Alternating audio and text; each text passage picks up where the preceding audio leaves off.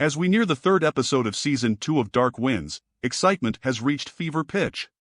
The journeys of the protagonists, filled with intrigue, danger, and never giving up, are sure to leave a lasting mark on viewers.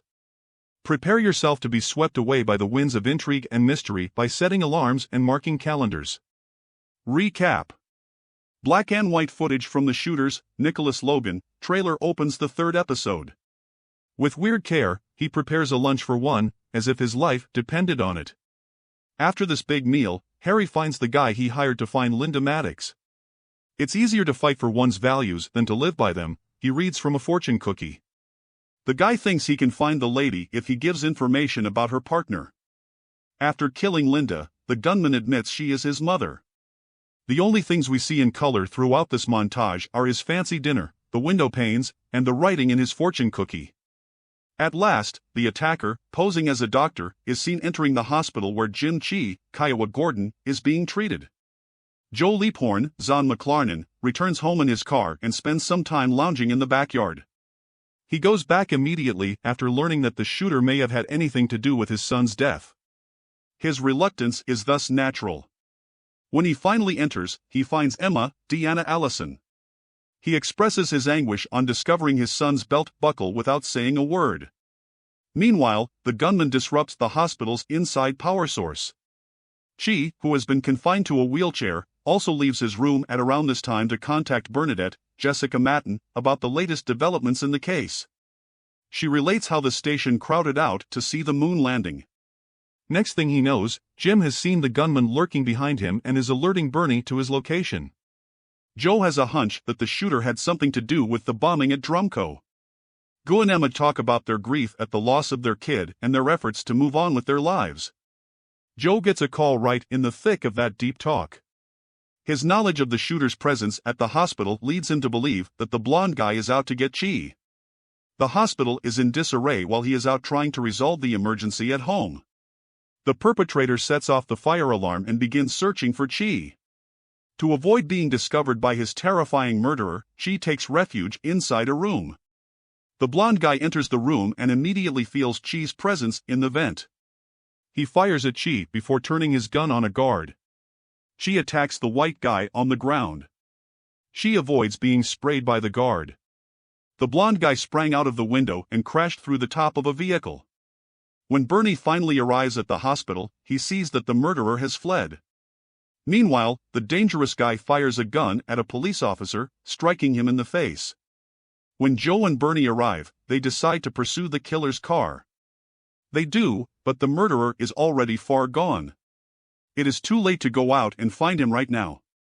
Sheriff Gordo Senna, a Martinez, directs the search for the blonde guy from the Kayenta station. Joe gives the order to search any and all passing vehicles for any sign of the runaway. Meanwhile, he has Bernie look into what was written on the burnt piece of paper they discovered the day before.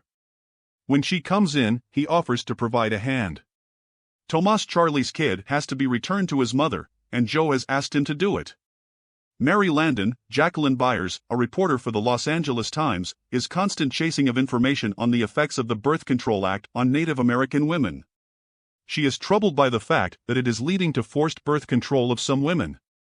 Mary attempts to talk to a local woman about the situation, but she won't provide any information. Meanwhile, Emma assists a pregnant local woman throughout her labor. Seeing the plight of these unlucky women breaks her heart.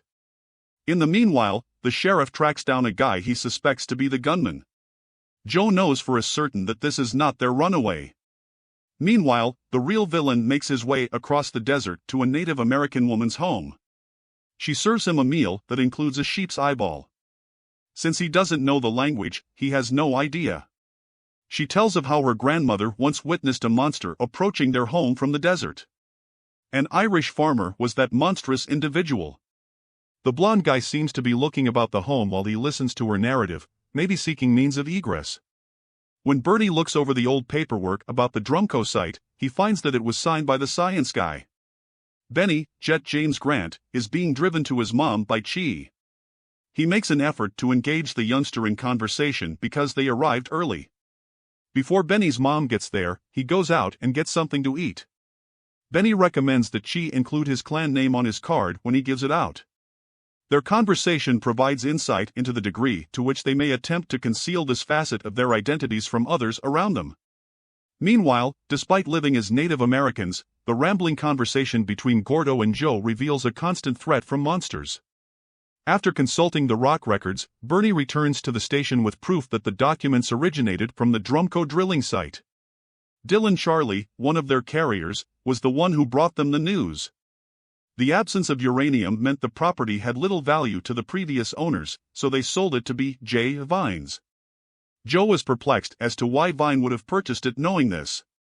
After that, Joe and Bernie go to a nearby property to talk to the owner about the RV trash that was dumped there. A path left by the trailer's wheels provides the police with a possible lead in their search for the gunman. The blonde guy, meanwhile, rides back to his RV after leaving it. At the last end, he hears a vehicle pull up outside. It's safe to assume that this is the same scenario that kicked off the season,